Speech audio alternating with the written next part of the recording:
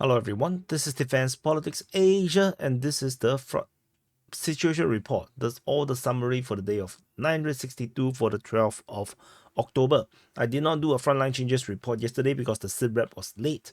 So I have no air time to do it because I need to do the SITREP now. So anyway, so we just go through the SITREP anyway. We'll start off with the Kursk front, the Kursk front. And at the Kursk front, we have continued the fighting between the two sides. Over at the Glushkovo sector, the Russian forces continue to attack Novi Put. There is not much change around this sector. Maybe I should do a strategic one first. So let's do a strategic situation. Whoops, sorry for the dizziness. So Russian forces are attacking at Novi Put, at Darino, Tosty Luk, Lyubimovka. Ukrainian forces counterattack at Novo Ivanovka, Lyubimovka, and Tosty Luk. Russian forces attack Malaya Luknia, as well as in the region of Borki, Spanoye, Blakovo. So this is the strategic situation, and also Ruskaya Konobelka. So this is a strategic situation in the entirety of the Kursk front, and I already covered the Krushkovo sector. So going to the western flank, a close up look, Ukrainian forces are heavily counter-attacking Ukrainian forces right now, Russian forces right now at Novo Ivanovka, Lyubimovka, and Tosty Luk, as the Russians are trying to push in. Fighting is reported at Darino as well. There is no news regarding Zizny Clint, and so we shall see how this goes. The fact that there's fighting at Novo Ivanovka means that the Russians are indeed in this area here. Whether they have taken Zeleny Shaik is not clear at this moment. So let's wait and see whether there's more information coming out. Over the northern flank, oops, sorry for my poor mouse control. I just finished 7 hours of DP Open Mic, so maybe my fingers are getting a bit weak. So weakling. So the Russians are attacking Malaya Luknia. According to the information from the Russian Defense Ministry, this comes after, of course, the Russians have claimed that they have captured Novaya Surkina, so there is a possibility. But let's see how this goes. We still do not have a firm confirmation of the front line for this change. Over in the southern flank, the Russian forces are pushing at Ruskaya Konopelka, which I already mentioned. Rather, this is actually eastern flank, but yeah, so I want to zoom into the southern part. So according to the Ukrainian mapping, Deep State UA has considered that they have lost most of Borki. Russian forces confirmed to have taken most of Borki right now. And also the entire southern part of in the southwest of Spanoye, Russian forces have taken everything up to the border region with Ukraine, which is around here. So, however, the Ukrainians claim that they have control of this area, this southern pincer of Blakovo. So which is why now this area here is going to go back into a overlapping zone with Russian claims in the south, but the Ukrainians are claiming that they have the the control of the south of Blakovo. Russian forces are attacking Blakovo. According to the Russian information, they are still in the north. This is according to the Russian information, but tentatively, that's the current situation over in the southern flank. This area is getting a bit, more clearer, but definitely still long way to go. Anyway, that's it for this area at the Kursk front. We move into the Kharkiv front. At the Kharkiv front, at the Kharkiv front, Russian forces attack Ukrainians at Mali Prokodi as well as Vachansky Kotori. So the two Mali Pokori and Vichansky Kotori. Both of these locations is not exactly front line, so most likely they are shelling reports, but everything seems to be pretty, stagnant. There is geolocation of Ukrainian forces getting struck by airstrike in the forest just off the tree lines, I guess, just off Lipsy. That's all. The Kharkiv front went really quiet. Over at the Kupiansk front. At the Kupiansk front, Russian forces are attacking Kusherivka, Petropavlivka, as well as Stepova Novoselivka. I believe I may have already talked about this previously, about the possible Russian advance over in Kaislivka. I believe I've covered this in the previous rep. So that's all from the Kupiansk front. Moving slightly south over at the Pischane front, Russian forces are fighting in the region of Pischane, Kuliakivka, and Berestove, as well as fighting towards Lozova and Myazozarivka. So this is the current situation around here, and so nothing particularly very special, except that there is a frontline shift over Krylyakivka, where the Russian forces have captured a tree line in this area, which means that they're basically essentially inside of Krylyakivka, because they are basically inside. If they have control around here, they are basically, you know, just off it. Like the nearest house is around 150 kilometers, 150 meters. So yeah, it's near, pretty near. So this means that the Russians are really intending to break into Krylyakivka and cut off Ukrainian routes between the north and the south, between Kupiansk front and the Svetove front. So this is already, I think, fire control, I guess, almost. So the Ukrainians can still travel through the forest region along the railway line. So that is still possible. But the Russians are definitely going to cut through, I believe, by the look of it. So anyway, the battle of Krylyakivka is about to begin. And basically, that's the battle for the crossing at Sinkove. So anyway, moving further south at the Svetove front, in the northern flank of the Svetove front, this is Svetove. Russian forces are fighting at Vishneve as well as Novoyehorivka, which is over here. But that's about it. We don't have much information regarding this. Moving further south, so I just want to make sure that the video is recording and there's audio. No, because just now just finished DP open mic, so it's a bit scary. Russians are attacking Novo-Mikhailivka as well as Nevsky. So that's all that we have. And in a way, the declaration by the Ukrainian Defense Ministry that there's fighting near Novo-Mikhailivka is basically a quiet consent, a quiet admittance that the Russians have taken Makiivka and they are now pushing to the next settlement. Because Makiivka is already captured by the Russian forces. So the fact that they are talking about Novo-Mikhailivka might suggest the Russians have really indeed have a firm control over Makiivka. So moving into the Kremina front, at the Kremina front, Russian forces are fighting at Torske as well as Dibrova. But that's about it. The Sivas front, there is fighting reported. This is by the information from the Russian Defense Ministry and the Ukrainian Defense Ministry. Russians say that they are attacking Serbianka. I wonder if this through the land route from Khorivka. And there is fighting reported at Verkhamokanyamske, Ivano-Darivka, and Vimka. So now is a return of Sivas, because the previous day there is no reports of fighting at the Sivas front. So interesting. Vimka and Ivano-Darivka and Verkhamokanyamske is all from the Ukrainian side. Russians only mentioned Serbianka. We move further south to the northern part of the Bakhmut front. And the northern flank of Bakhmut front, Russian forces fight at Zelenianske, towards Minkivka, which is over here. They are fighting at Kalinina and Chasivya.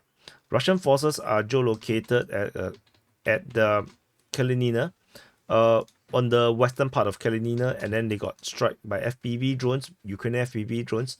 But that's all we know of. In the southern flank of the Bakhmut front, there is only fighting reported at Stuposhki, which is here, but there's nothing else happening in the south. Over at the Niu-York front, fighting is only mainly in the northern side of the Niu-York front. So we zoom in. Fighting is reported at Druzhba, at Torex, and at the Zabalka region of Torex, Zabalka, and there's fighting reported at Petrivka. The first time we have seen this settlement being named in any reports. This is by the Ukrainian Defense Ministry, by the way, which also means that they have acknowledged that Leonidivka has fallen, because you can't reach Petrivka without Leonidivka. So this is an important note. Otherwise, these frontline changes around here we have largely already mentioned previously in the previous step rep, so I'm not going to rehash this. And over in the Zabalka region, Russian forces have expanded their control slightly. This is acknowledgement from the this is actually reported by the Ryba, pro-Russian source. So yeah, so that's all. This is the new frontline change. These other two we have already covered before. So that's all from the New York front. Over at the northern flank uh, of the Pokrovsk front, Russian forces are attacking Mario-Lvivka and Novotoretsky. Otherwise, there's nothing new regarding here. This is already reported previously in yesterday's SITREP. Over in the Novohorodivka region towards Pokrov, at the Pokrov front, Russian forces are fighting towards Minohrad, fighting at Krytia and Lysivka. So information is largely coming from the Ukrainian Defense Ministry. This frontline change is already mentioned in yesterday, so I'm not going to rehash. Moving further south, fighting is reported at Selidove and Mikhailivka. So there is some major fighting around here, but not much details. We move further south to the Hernik region. At the Hernik region, Hernik sector, Russian are fighting at Sukirini, Novoselidivka, Izmailivka, Hernik, Zeleny Druhi, Zoriane, Kurakivka. And these all reports all coming from the Ukrainian side. So it looks like there is some major offensive that is currently happening, and the Russians are seemingly concentrating in this area here. They did mention the hottest is at Katerinivka, which is actually not here. It's further south, over in the other part of the Donetsk front. But this looks pretty fierce. And there's an interesting geolocation. Ukrainian have a position get shelled by the Russian forces, which is inside of Zelany Druhi. So I'm not sure if this is a dated video or if this is recent. So because the Russian forces have Russia have declared the capture of Zelany previously. So this is a question mark. And the fact that we still have the Ukrainian mapping drawn over Zelany Druhi. So I'm going to leave this as such first for now. And let's see if we have a further footage of Ukrainian forces at Zelany Druhi. Because if there's one more, then we can actually confirm that the Russian claim is actually invalidated. But tentatively, I cannot just invalidate this because we have at least two different sources mapping the capture of Zelany Druhi at this moment. But we have no acknowledgement on the Ukrainian side just yet. So we just have to wait. But just take note that there's a chance that Zelany Druhi may not be actually captured by the Russian forces. So over in the Kurakove sector, Russian forces are fighting towards Kurakivka, Kurakove, Georgivka, as well as towards Downey. So there is this frontline change over at Maximilianivka. So I will zoom in. So according to Surya maps, they claim that the Russian forces have advanced in Maximilianivka, capturing the bands or industrial buildings in the south. So this is the new front line for the Russian mapping. This is not yet acknowledged by the Ukrainian side. So that's all for this region. We move to the Konstantinivka Vodyane region. Russian forces are fighting at Konstantinivka, Antonivka, Katerinivka, which I did mention just now. The Ukrainian Defense Ministry did claim that at one point this is the fiercest front line. And there is also frontline changes south of Katerinivka. According to the Ukrainian mapping, Ukrainian side have acknowledged that the Russians have taken a huge amount of grounds north of Vodyane, securing the northern flank of Vodyane. So this is pretty major.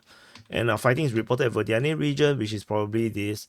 And then geolocation of Russian forces towards Bohov-Yevlenka, confirming Russian advance towards Bohov-Yevlenka as well as the Russians pushing towards Bohov-Yevlenka. So if I zoom in, you probably see a little bit better. Russian forces geolocated on the new tree line, so confirming Russian advance from the South Donbass coal mine tree. And in the north of Vodyane, this now fully secured based on the information from the Ukrainian side that the Russians have fully taken this entire area here. So this is pretty significant. Just this capture alone is around 3 square kilometers. This claim is 1.7, so around 5 square kilometers lost just on this northern part of Vodyane. And moving into the Velika Novosilka sector, Russian forces are attacking towards Velika Novosilka and Blahoddatny. I think take this with a pinch of salt. I don't think this is pretty major. And the frontline change, there is a frontline change at Levatny. According to Surya maps, they map that the Russian forces have advanced at Levatny, capturing Levatny. So this is a claim from Surya maps that the Russians have captured Levatny. I'm waiting for more information regarding this because Surya Maps is the only one that mentioned this at this moment. So we just have to wait and see whether this can be corroborated or not. Talking about that, I forgot to map. I not forgot to update this. So yeah. So this. So yeah. I'm just gonna put it like this for now. I cannot confirm there's a capture. So the Ryba claimed that it is captured by, yeah, I don't think I need to put another icon on that. So let's see how this goes. For the Zaporizhia front, so this is Zaporizhia city and this is Zaporizhia front, and Levatny is arguably part of the Huyapole sector though. In this part of the Zaporizhia front, Russian forces are attacking Kayamsky towards Novodanilivka, towards Malatomashka and Robotine. So that's the strategic situation. There is not much updates regarding this area. So yeah, so this is the area. The interesting thing is that I did mention that there is a possibility that the Russians have launched a major offensive at Rivnopil, Novodarivka, Levatny, and Ohivsky region, this line. But now we only have one update that no more reports of fighting. So that's a false alarm. So I just want to highlight this before I forget.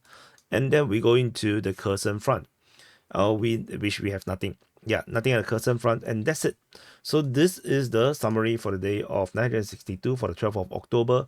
Check out the DPA open mic, and I'll see you guys in the next update.